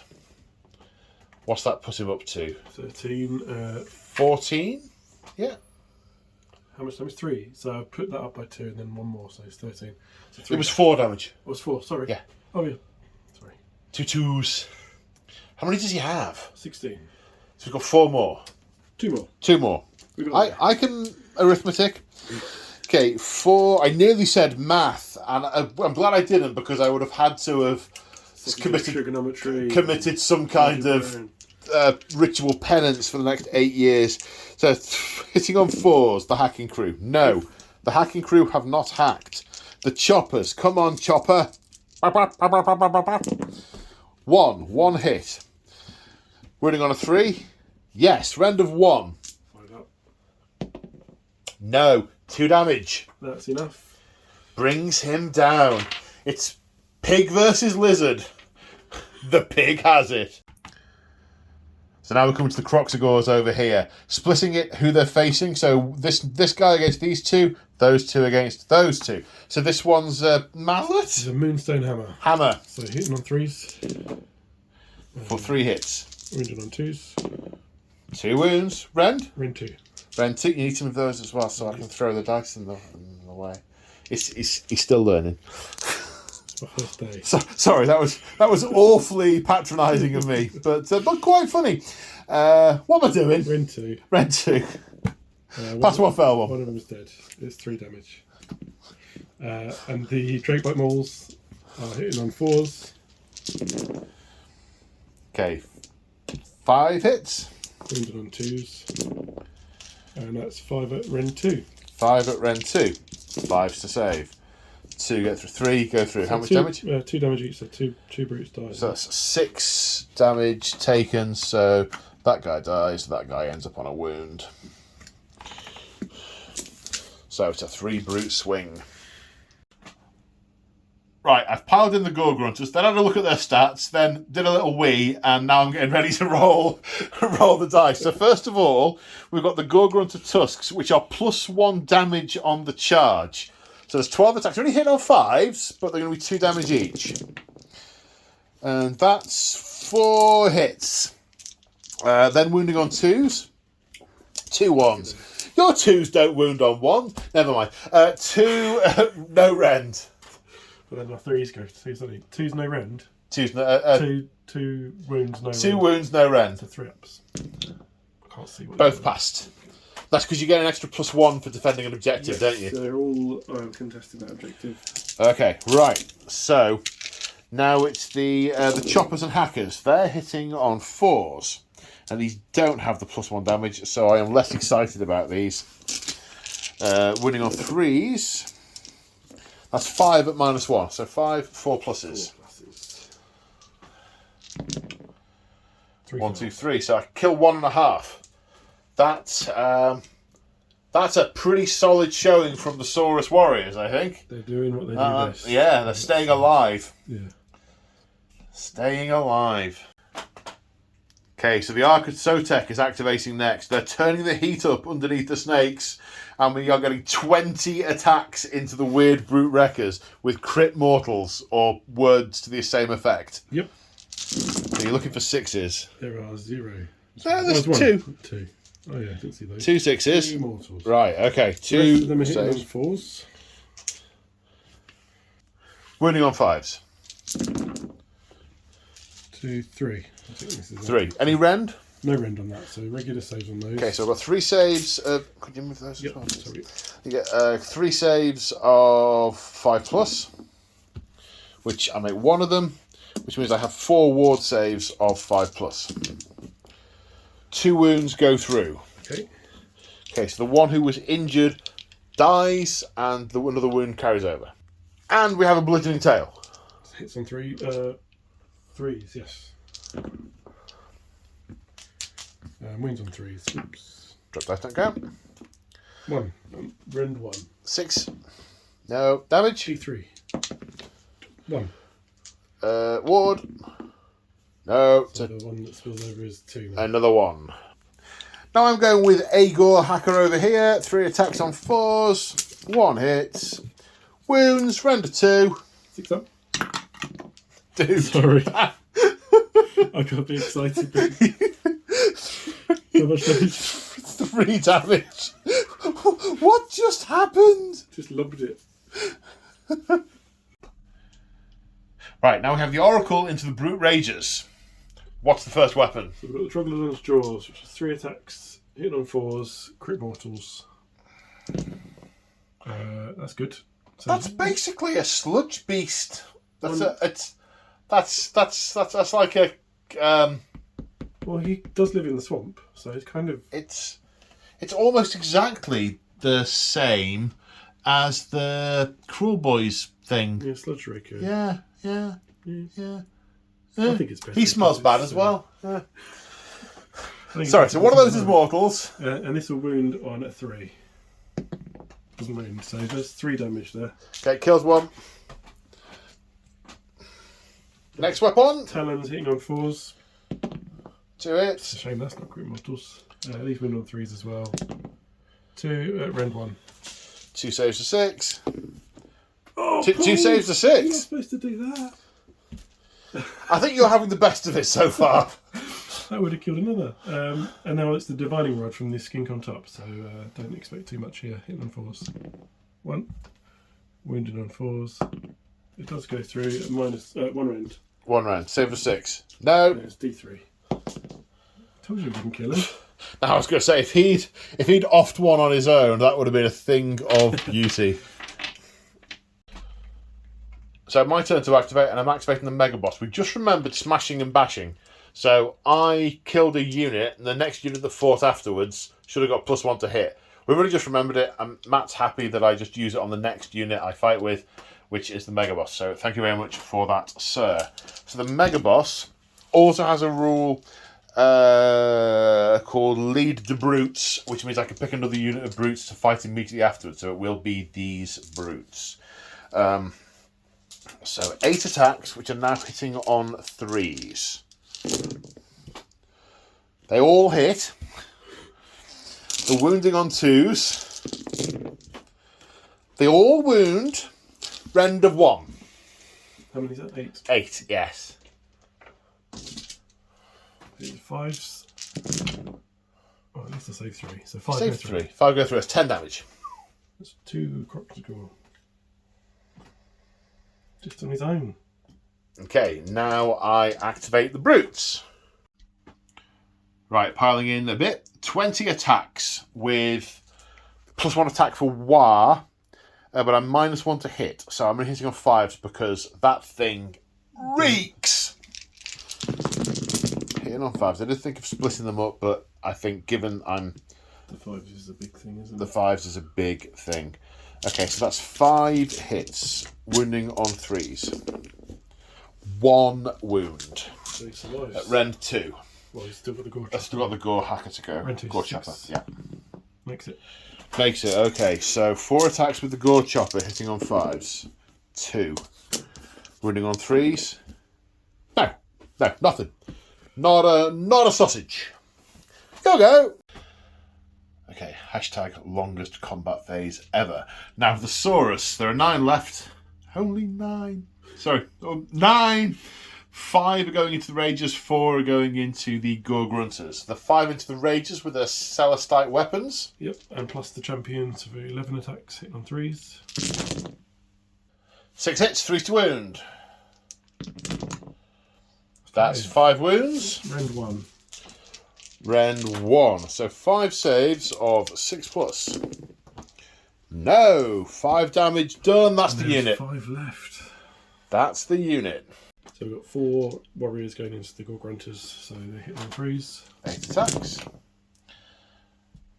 So that's 5 hits. Wounding on 3s, was it? 3 to wound? 3 to wound. Oh, only 2. 2. Rend 1. Rend 1, 4+ saves. Fail them both. Kills a Gore Grunter. Now my last attack. 1 brute against the Croxigore. Or with lots of Croxigores. 1 hit. 1 wound. Rend of 2. Fails. 2 damage. So he's up to 5. Yeah, still not dead. Okay.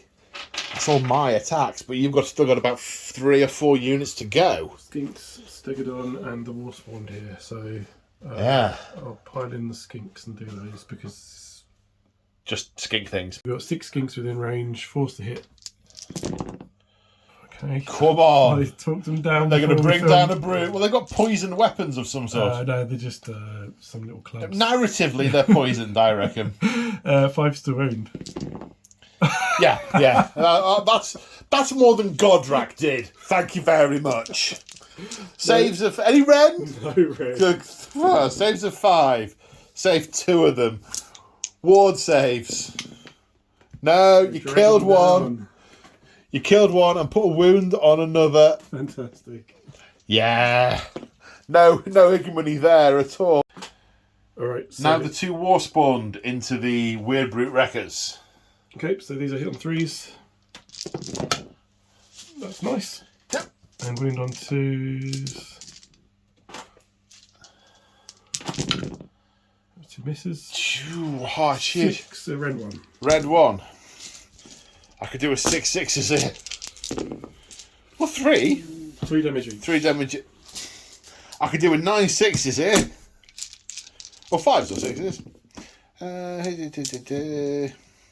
1, 2, 3, 4, 5, 6. Kills 2.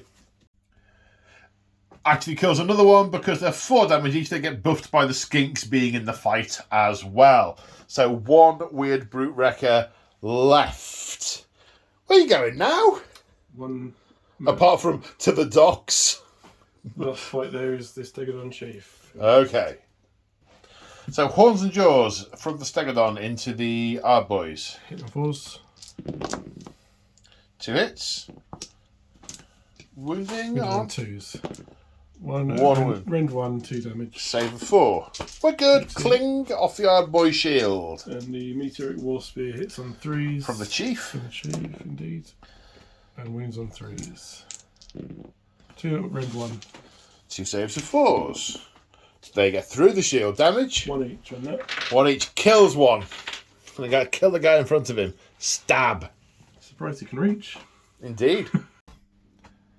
And the Saurus warriors have been pulled into the fight by the brutes piling in to the Kroxigors, so they have responded in kind. They have how many attacks each? 3 each in their Celestite polearms, so we'll be hitting on 3s. And wounding on 3s. Couple of misses. That's 1, 2, 3, 4, 5, 6, 11 at Rend 1. 11 at Rend 1. Okay. How many damage are these each? Anyone. Anyone. Okay. That's 11 at Rend 1. 4s. 1, 2, 3, 4, 5, 6. Kills 2 brutes. So that is the end of a 2-hour combat phase. And The first turn and a half took about 45 minutes. So we have these Kroxigors over here have definitely blocked these brutes. They are not long for this world. In the centre, it was a big smash from the Orruks. However, the Dino dudes have mashed most of the Weird Boy Wreckers. There's only 1 of those left. The Ardboys have taken a bit of damage, but not a lot. But I've just about managed to take control of this objective in the centre, so it flips to me. But of course, we're only halfway through the battle round. Here in the centre, the Ragers are gone. The Brutes are more than half down. The War Boss has taken D6 damage. Sorry, the Mega Boss. And we've lost 2 Gore Grunters. On the other side of the fence, 2 of the large dinosaurs are down. 5 of the Kroxigor. Each unit is whittled, which does make it difficult to bring heavenly reinforcements in, because it has to hold dead units. It makes me not want to kill them, because they'll just come back. Their mates will turn up. We've got more. Yes, and if it was my turn next, I might feel reasonably confident. But that was my double turn, and I think that definitely the dinosaurs have the upper hand as we go into Seraphon, turn 2. So the Engine of the Gods will be unleashing its power this turn. So I roll a d6 and add the number of tokens, which is 1, and take that token off at that point. And hoping for anything more than a 1. That's a 2. So 2. So every up to 3 units wholly within 12 inches can heal D3, I believe. Pause. So this is the Healing Light ability from the engine, and it heals D3 wounds on 3 units within 12 inches. So D3 on the Croxagore. So that would just be 2 there. So 2 back. 3. And here there's only 2 wounds off this Croxagore Warspawn, so we get a 1 of them back. And is that all of the injured? That's everybody injured, yeah. That's all the injuries. Now the Slan is attempting to summon the Burning Head. So that'd be on a 5, but with +1 to cast means you need a 4. Goes off. That's a 10. I'm not going to try and unbind that. Okay. And the Burning Head is summoned here, about to burst, spew a fiery gout into the Ardboys. Then we have, is it Enhanced Celestine Weapons? Empowered Celestine. Sorry. Empowered Celestine Weapons. So casting value of 7, so with +1 to cast we need a 6. Goes off. It's an 11. So the Saurus Guard have an extra rend on their attacks now. Okay. Until the end of this turn. And we'll do the Earth Trembles, casting with the Slan's last cast, battle casting from the Troglodon. Okay. And for this we draw a line up to 18 inches long, which will go this way. Yep. From the nearest point of the unit, which goes through the Mega Boss and the Brutes. Okay. If it goes off. So Okay, what's it casting on? On an 8, but it'll be a 7 for the Slan with this Okay. +1. It goes off on a 9, so would you like to try? I will try and unbind that. No. Okay, so that will be, for each of those units on the line, it's D3 on a 2+. Okay. So for the Mega Boss, it's 3 wounds. Gets him. It does, doesn't it? And the Brutes, nothing. My plan, I was going to fix and beat him. Those to get D6 wounds back. That Ah came well. off nicely. Final casting, Light of Chotek, which will, if successful, will heal the wound on this Saurus warrior. So yeah, it's from the Oracle. So Casting on a 6. Okay. No bonuses this time. Doesn't go off. Okay. Yeah. Of all of the ones, that was the one to fail. Least impactful. Yes. Okay. Now I want to see if I do want to do anything. I don't know that I do now. One last thing for Matt to attempt is to try and banish the Foot of Gork, banishing on a 7. 'Tis banished. Yeah, no intervention from myself. I can't think of anything I really need to do. Oh, no, tell a lie. I'm gonna. No, I'm not. Yes, I am. I'm going to magically intervene here, and I'm going to do get 'em beats to try and put extra damage on these Ardboys should they live that long. That's a 5. That's an 8. They are now on +1 damage. Huzzah! So here we are at the end of the movement phase. It's got a name. Prophet. An Oracle. Oracle. Troglodon. I was close. I nearly called it Cefax. The Oracle on the Troglodon is coming over here to support the Stegodon. To support the Saurus warriors. The big gnashing jaw is heading towards some big gnashing. The Slan has moved up to behind the Saurus guards. The engine of the Bastillodon. The Bastillodon is squeezing through the gap and is potentially eyeing up a charge or something.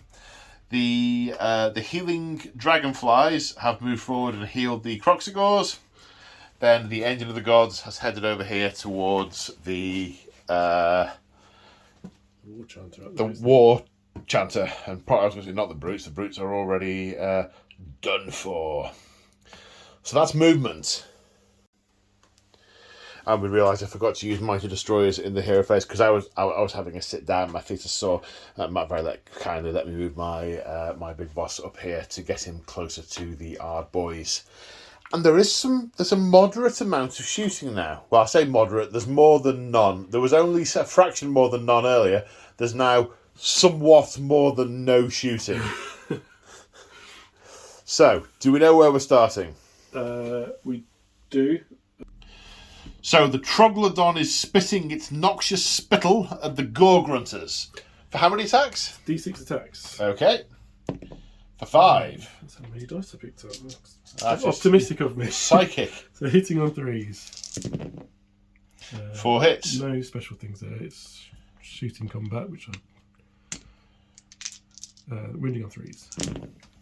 And there's rend 1 and 2 damage. Round 1, saving on 4s. 3 fails, 6 damage. So one's wounded on 1 at the moment. So. And more spills over. Now the javelins of the skink crew of the Stegodon get to throw their javelins into combat. 6 attacks. Hitting on 4s. 3 hits. And wounded on 4s. Nothing. No. 6 attacks. Hitting on 4s. 1. Wounding on 4s. No. Now the burning breath from the burning head into the Arboys. D6 shots. For 3. Hitting on 2s. 3 hits. Wounding on 3s. That's 3 rend, wounds. rend 2. 5 to save. 2 saves, 1 fail. Damage? 1 damage. And it also does 1 damage to itself. 1 damage to itself? Yeah, as it hurts itself by breathing out some of its own energy. Oh, right. Oh, okay. It just sort of throws itself at me. Yeah. Yeah, splendid. Charge phase. So the Bastillodon is charging. 2d6. 4. So it's going to go straight into... Yeah. Stegodon ends up here. The Angel of the Gods is also charging. For 6. Right, the Troglodon is first. Over here, 5 inches. Yeah, that makes it. Moves in. Doesn't smash its own tongue off on the building, which isn't a sentence you can use every day. Now the Jaws. Dun, Goes in. 9. Etc. The Jaws have the Ravening Hunger rule. When it charges, you roll 10 dice. For every 5+, it does a mortal wound. Let's see how much the Gore-Grunters it eats.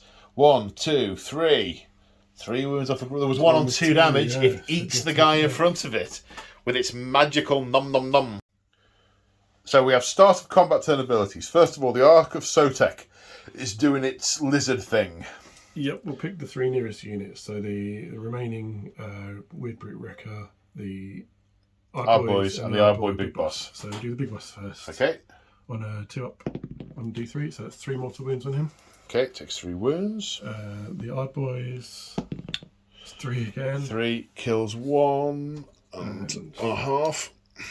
The Weird Brute Wrecker is 3 again. He has a ward. He does have a ward. And takes 1 point of damage. Now we have Crushing Stomps from the Stegodon. On a 4+, it does some damage. It's a 2+ on a D3, +2 to the result. Okay. Right, okay. Really weirdly worded. Yeah. Okay, 2+. So that's 2 on the dice, +2 makes 4 mortal. 4 mortal wounds against these guys. Okay. 2 of those dead. Now you've got one over here on this... he only gets to do a rampage if you charge him, because it's a defensive... He's a defensive one, so he doesn't get it. I think so. Let me check. And this guy stinks, so on a 3+, the Gore-Grunters don't like it. Gore-Grunters... Nope. They don't like it. And the massive pig... Gore-Grunter... He also does not like it. He has not brushed his teeth today. This guy smells awful. It's like a dog with no nose. How does it smell? Terrible. Boom, boom! Now my shield bashes. I've got 5 models within 3 inches of the Croxagore. Because they are wholly within 12 of the big boss, they bash on 5s. 1 mortal wound on the Croxagore. The Temple Guard activating first, surging forward to protect the Slann from the imminent threat. They are all out attacking. They know what to do. Hitting on 2s. Yep. With a lot of attacks. And 3s to wound. 12 saves at Ren 2, saving on 5s. That's 2 saves. So, dead, dead all over. Oh, to a wound. And one has... No, one guy has one is wound. left on one wound. We'll have the Gore Hacker is left on one wound. Who will imminently get Croxagord to the face. Actually, it's not on, that's on one wound. Taken 2. Right, I'm activating the Moor Grunter and all out attacking him to negate the horrible smell. You all out defending or anything like that? Nope. I've used my last one now. Oh, have you? Taken in. Your last attacked. Okay. Right, 5 attacks hitting on 4s with this. 2. Wounding on 2s. 2 wounds. Oops, at Ren 2. 6 ups. 1. D3 for 3. And 4 attacks with my Trotters. Hitting on 5s. 3 hits. Wounding on 2s. 3 wounds, no rend. 4 ups on these. 1 goes through. D3 for 1. Then kill choppers. That's more than... I'll just take one of the hits off. That's too many dice. 3 hits. Wounding on 3s. 3 at rend 1. 5 ups. Next one. 2 more damage. 1 each, is it? Yeah. It's up to 6. Then the choppers, hitting on 4s, all hit. Wounding on 3s. 2 wounds, rend 1. I keep making some saves. 2 damage. So I've taken him half down. Yeah. Half down, your turn to activate. Could have been a lot. Could have been a lot worse. Now the Warspawned are going next. 1 into the Weird Brute Wrecker. 1 into the Arboys. Into the Weird Brute. Get Weird Brute first. We'll do hit on 3s. That's 1 hit. Wounds on 2s. And that's rend 1. And it's got a bonus for being near skinks, hasn't 1 it? additional damage. Okay, so save for 6. No. So that's 4 damage. And he's got 2 left. 2 left. He's got 5 at ward. No, he is dead. And then into the brute, the Arboys. Yep. So hit on 3s again. 2 hits. Wounded on 2s. 1. Again, it won't. Rend 1. Save for 4. Failed. 4 damage kills 2 of them. Activating the Gore Grunters to go into Mr. Stinky, hitting on 6s with the mounts. No. Hitting on 5s with the riders. 2. Wounding on 3s. 1 at rend 1. So 5 up. He makes it. Okay, your go. Oops, we're going to do the Crocs over here next. We'll do the same again, I think. We'll do the Moonstone Hammer into the one with the Gore Hacker. Okay. And then the other 2 into the other. Okay. So Moonstone Hammer first, hitting on 3s. 2. Wounded on 2s. 2. Rend 2 for anti-infantry. 1 pass, 1 fail. And that's 3 damage. 3 damage. Okay, he dies. And then the Drake Bite. No. I don't remember what the other weapon's called, but I do know how it works. Okay. So, it's on 4s. That's medium. It looked bad, but it's still okay. Wounded on 2s. And that's anti-infantry 1 as well, so rend 2. 1 save, 2 go through. 2 damage each again. That's 4 damage, so he kicks the bucket as well. Twice over. Now the Arboys, they are anti-charge, so turning to brace their spears against the floor to impale the things that are coming at them. They're going to attack the dinosaur. 6 attacks, hitting on 4s. 2 hits. Wounded on 3s. 1 wound at rend 2. So 4 up. To fails it. Takes a whole point of damage. However, it is sat next to the life-giving mosquito nest. Where are we going next? I think we'll go with the Saurus Warriors. Into the Grunters. Yeah, we'll all pile in this time. And the Saurus Warriors into the Gore Grunters, hitting on 3s. And wounding on 3s. Take those out. We got 2, 10? 4, 6, and 10. Speed counting for the win. Speed counting. Rend. 1. Saves of 4.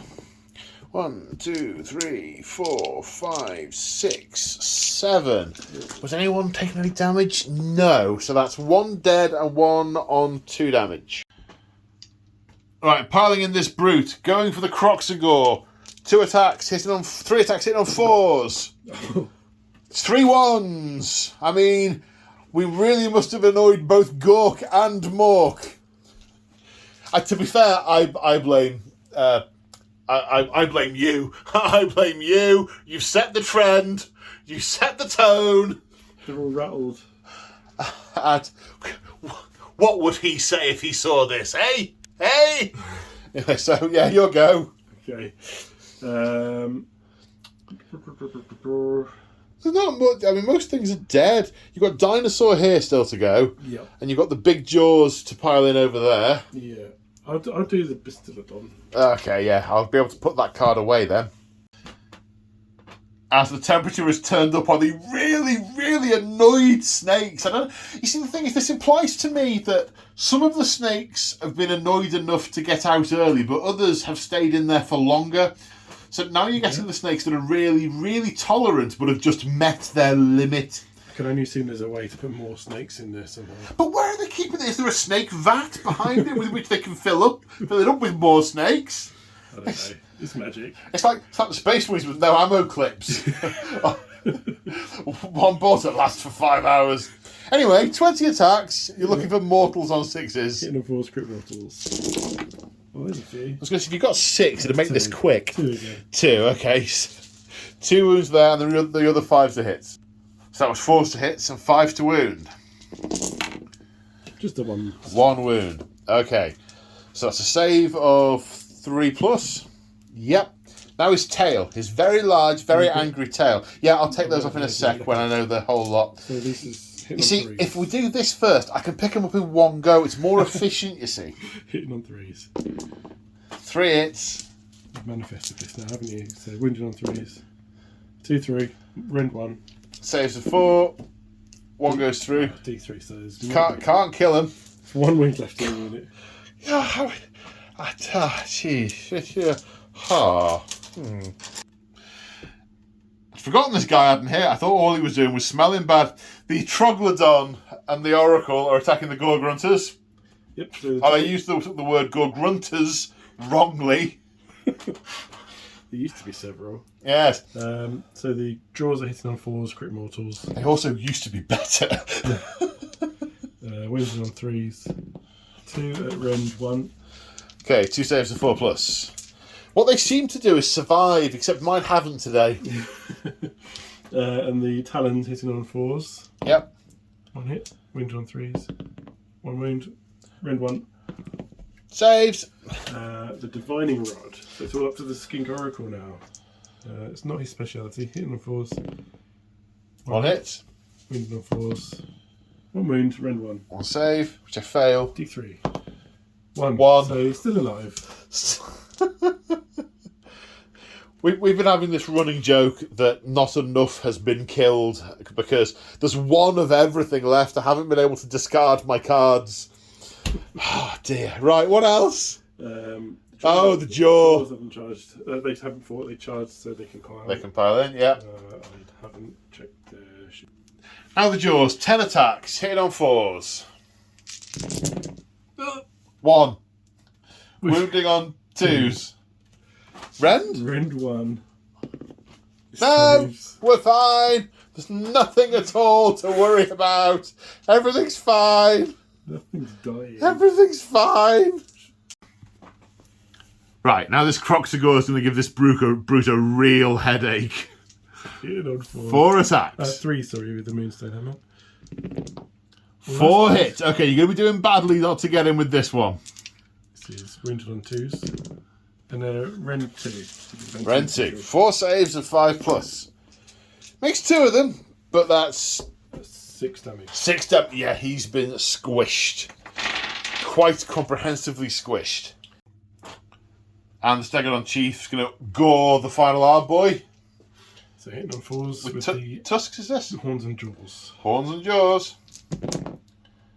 2 hits. 2 to wound. 2 wounds, rend 1.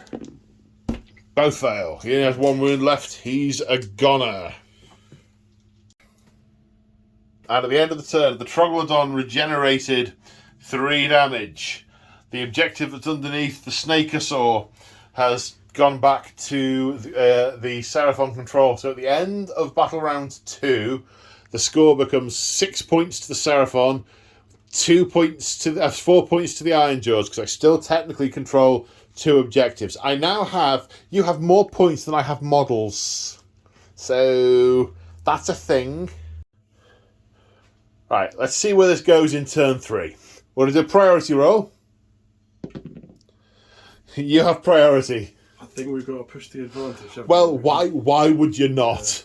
We've got places to be. Okay, do you know, I think we might be coming back to you with a turn summary. Right, end of movement summary. So, I moved forward. Mighty Destroyers forward to get into combat. The Sotek God machine went off, and now everything around here has strikes first. I failed to do a killer bee. I got the 3 killer beads coming back. So I'm about to be brutally murdered over here. There is a dino convergence on the Arboy Big Boss, who is regretting his life choices. There's a snake dinosaur who's about to de-wizard me over here. Then all the really hard stuff is going to attack the other war chanter. And then this is carrying on over here. My goal is to try and kill that thing. If I could do that... Back to 4 wounds now. Yeah, back to 4. Oh, for crying out. Yeah, there was lots of healing. There was spell healing. There was flying dragonfly healing. There was a lot of healing, a lot of stuff. And yes, it looks quite bleak for the 1, 2, 3, 4, 5, 6 remaining Orruks. Technically, there's 3 on there. The 8 remaining Orruks. Yes. Start the combat phase. The big boss was shot to death by skinks. Oh, the ignominy. He's got a Croxagore issue. He's got a Croxagore issue. And he's got a Croxagore issue. And this is continuing over here. Okay, so we're showing you this bit because there is an amount of jeopardy. So far, the Gore Grunter has been killed off by the Saurus Warriors. The Moor Grunter was not affected by the bad smell. So I have activated him to try and kill off Mr. Stinky. And I've all out attacked, and Matt is all out defending. So, we have the Moor Grunter Tusks. 5 attacks, hitting on 3s, 4 hits, wounding on 2s, 3 wounds, rend of 2. 5 ups. They all go through. D3 damage each. For 5 damage. So he's taken a total of 9 now. Now the Trotters. 4 hits. Wounding on 2s. 3 wounds. No rend. 3 ups then. Never save them. They are saved. The Choppers. Hit. And 2 wounds. 2 rend. -1. Oh no, sorry. 2 rend at 1. 2 rend. Yeah. Okay, so we were 5s here. 1. Okay. 2 damage from the Choppers. I got mixed up between Choppers and Kill Choppers. Right, that was the cause of my consternation. These are the Kill Choppers now. 1 save at rend 1 from a Kill Chopper. 4 up. Yeah. And he's, 11 damage. 11. If you hadn't healed, he'd be dead now. Have it, yes, but he was, and he did, yeah. Yes. So, jeopardy. And at the end of the turn, dead war chanter. Couple of wounds on a Croxagore. I haven't taken him off. Whoops. At the end of the turn, dead weird knob, dead war chanter, and the Moor Grunter taking a total of 7 damage because of the gnashing jaws as well. And that is where we are going to leave this story, with that Moor Grunter technically not dead yet, although it has to withstand another 2.5 battle rounds of Seraphon onslaught, so I don't fancy his chances. And the Seraphon have regained all of the objectives. No, actually, only 4 of them this turn. So the end of turn 3, it's 10 points to 5. I have 1 model left. It is a Seraphon victory. They have successfully punched through this rabble of unruly beasts with the power of the stars, and Lord Croak is successfully on his way to a showdown with Kragnos at the docks. Dun dun dun! Mr. Matt P, what did you think, sir? What are your thoughts, comments? I think that turn 2 combat phase was about the most fun I've had playing Warhammer. There were a couple of key points, weren't there, where one side did particularly well against another, and the dice went one way, and there was a point when I was picking up a lot of Kroxigor, and then suddenly that stopped happening because they hit back really hard as well, even when there's only a couple left. So they really pulled their weight today and cleared the path, which is what they were brought along for. Yeah, so. The Kroxigor were superb. They were easily the scariest unit in your army. The other stuff's all nice, it's all good, it all does stuff, there are things to be scared of, but the Kroxigor absolutely picked me apart. Yeah, the monsters monsters are always a bit hit and miss because of hitting on 4s, but in particular I think the Troglodon did well defensively with its -1 to hit. That smell that put off the... I think that's where it swung for me, because I didn't get my spell or my prayer off on the brutes, and then they were at -1 to hit because of the smell, and I lost most of those, and they did nothing in return. I had hoped to punch a big hole in here with that, and then maybe the sort of battlefield would have pivoted a little bit this way more, but instead they were stopped like a brick hitting a window. No, that's the wrong way around. Like a piece of wet bog roll hitting a brick wall, and then you were able to pile your other stuff in this way to slow up what was going on over here. And wow, they pack a punch. A lot of fun to play against. Yeah, very cool. They do a lot of they get involved a bit in every part of the game. I think is the one. There's not an awful lot of shooting, but there's some. There is some, and like we saw with the Skinks, they were able to plink off one of the heroes. So, and I imagine the Skinks are relatively cheap. 80 points. They're just a little skirmishing unit that you could easily have 40 of those in a game this size, and they do some work. Yep. Yeah, you might want to range them out front to make it difficult for your opponent to pick their charges off, or. But the main reason they're here is to make sure the Warspawn are going the right way. Yeah, and they did a good job of that. And I think for me, playing the Ironjaws for the first time in this edition, they've changed the feel of the army such that it doesn't hit as hard, but I think it's meant to defend better. All of the things have got a better save. But because I was up against things that were doing 3 flat wounds, 4 flat wounds, and lots of rend, it just negated that side of things. And it was getting some rend 1 and 2 into them, and suddenly they do fail some saves. And the Kroxigor, I think, were the heroes there that they just kept on smashing. Yeah, they absolutely were. It was a great fun game. Oh, yeah. It was an epic sort of a clash of dinos and orcs, just a line all the way down the middle. We found, no, there's another one we haven't done. And has this one been pulled in? No, it has. We've got to do that one as well. I think it was 8 charges you made, and there were a couple more that could have made it, but that was just the heroes, wasn't it, behind? So. Yeah, my list was quite hero heavy just because the models I had. I would prefer to have had another 20 Yard Boys and dropped a couple of the heroes, because it would have felt more like a horde then.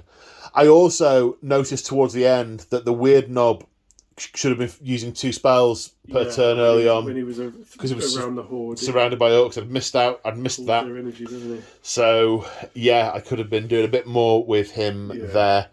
Because it's still a trait of AoS that they've got around in 40k by attaching characters to units, that your heroes can get left behind when you're behind other stuff and you move forward. Yeah, I wouldn't mind seeing attached heroes in Sigmar. I think it would make sense in a lot of cases. I agree. Some it might not, but it's wouldn't be a bad idea. Especially with like a Mega Knob running in with his brutes. I mean, they all made their charges anyway because they were from 2 feet away. Yeah, exactly.